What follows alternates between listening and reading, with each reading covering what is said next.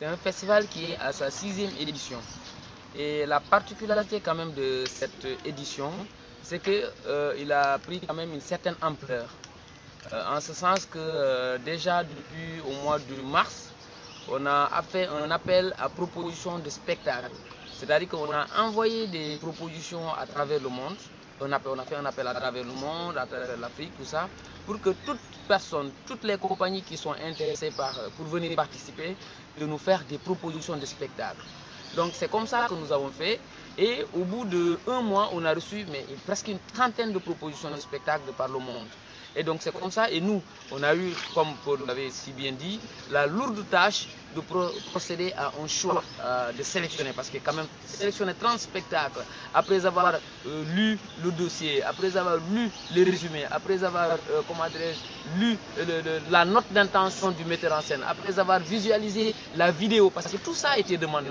Donc c'est après ça qu'on a pu quand même sélectionner,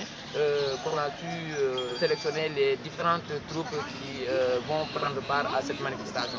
Maintenant, par rapport aux objectifs, je pense que c'est une bonne question. Nous, c'est de faire, en tout cas, de Casamance en scène, le festival le plus grand, un des plus grands festivals d'Afrique de l'Ouest.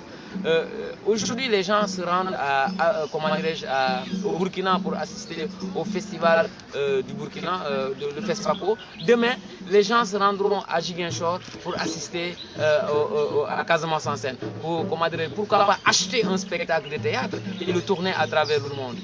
Pourquoi pas monter une création, pourquoi pas faire de sorte que les gens puissent se retrouver autour d'un thème comme par rapport à ce que vous allez voir mercredi. Donc les temps forts de ce festival-là, c'est effectivement la programmation culturelle. C'est du 3-3-3. 3 compagnies européennes bien sélectionnées, 3 compagnies africaines très bien sélectionnées et 3 compagnies sénégalaises. Sans oublier une dizaine de troupes de la région de la Casamance de façon naturelle. La région naturelle de la Casamance.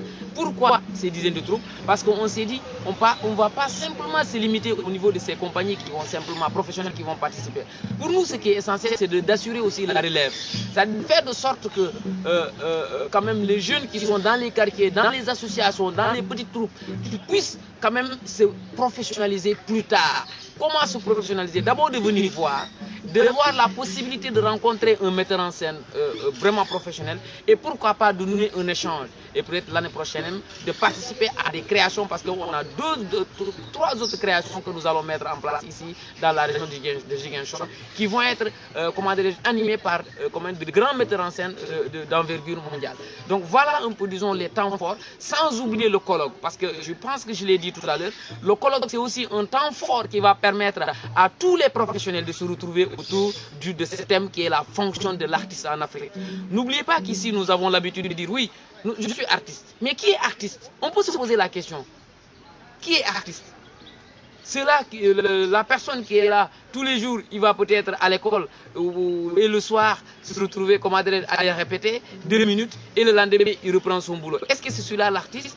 Ce sont des questions. Je ne dis pas que ce n'est pas l'artiste ou c'est l'artiste. Ce n'est pas à moi de donner la réponse. Mais je pense que c'est de venir ce jour-là pour, écouter, pourquoi pas donner des suggestions. Je pense que c'est le tout qui va permettre d'avoir une réponse par rapport à la fonction de l'artiste, qui est l'artiste et peut-être qui ne l'est pas. Voilà un peu, disons, les temps forts de ces rencontres. Et sinon, il y a aussi les rencontres du lendemain. C'est-à-dire que le jour, le samedi ou le dimanche, vous allez voir à partir de 21h un spectacle sur la scène et le lendemain, vous avez la possibilité de rencontrer le metteur en scène ou pourquoi pas de rencontrer les artistes pour leur poser la question sur la forme de comment il a monté son spectacle, mais sur le contenu, parce que dans un spectacle, c'est tout un environnement, dans un spectacle, c'est toute une réalité, c'est tout un